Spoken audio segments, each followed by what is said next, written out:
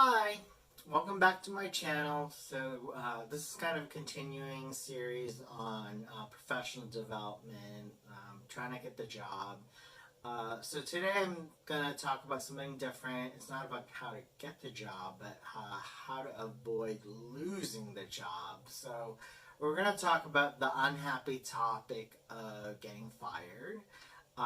This is going to be multiple videos I'm going to talk about just because it's a really big topic, and I don't want folks to kind of walk away without this information because it's hard enough to get the job, but to keep the job sometimes can be equally as challenging. So, as a person looking for a job, you want to be able to show why you can keep the job, right? So you want to be able to show that you have the skills to actually do it, but also you want to show your supervisor and your coworkers that you're a person who's easy to get along with, right?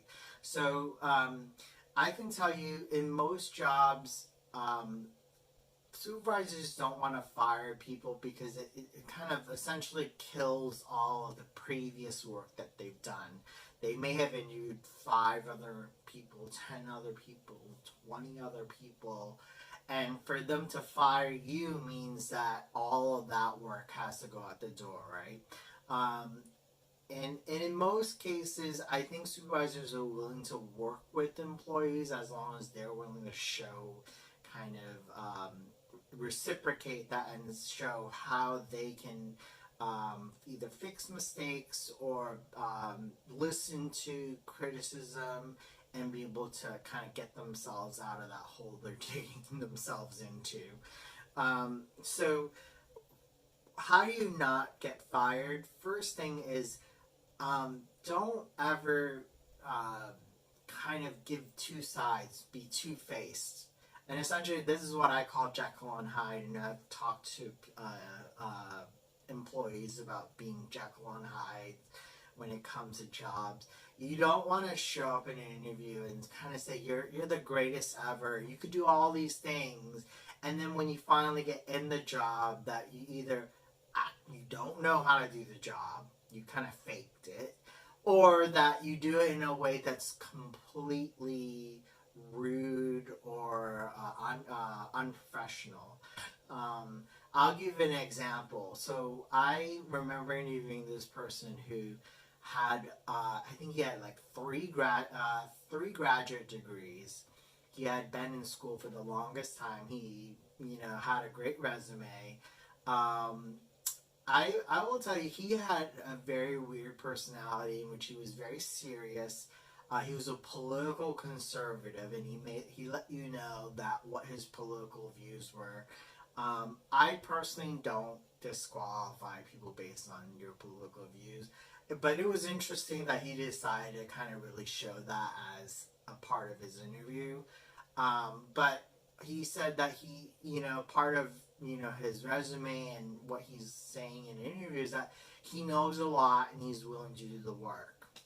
The thing that really turned into the Jekyll and Hyde is that when he got into the job, he immediately pissed a lot of people off. Because when he would come into work, he would have his newspaper in his hand, and he would spend the first 30 minutes of the day reading newspaper and then putting his feet up on the desk. I'm not kidding you. This is literally what he did. And this hasn't even gotten to the point of whether or not he can do the job. People would walk by his desk and see him with his foot up, and it was a major turnoff. And then when my supervisor walked by one day when she was coming by to see me and have conversations with me, she sees his feet up.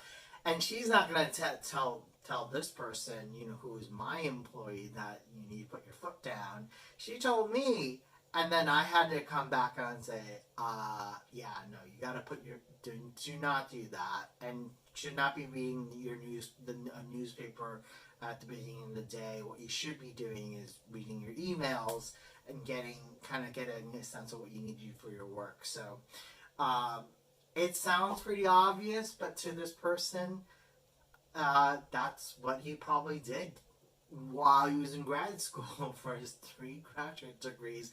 No one's ever said that to him, but as a person who's your boss, I'm gonna tell you, you're gonna then try to not do that again, right? In this situation, no, he never learned.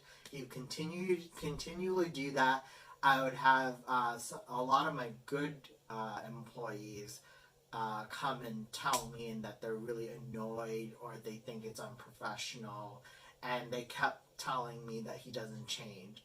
So that was something that you can imagine this guy eventually got fired for being unprofessional.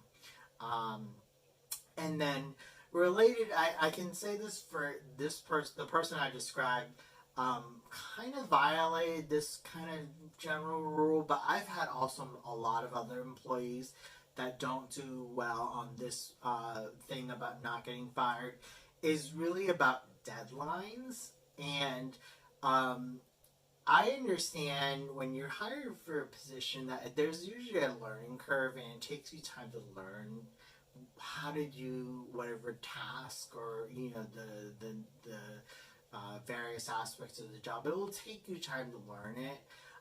But the thing you don't want to do as a new employee is to ignore deadlines.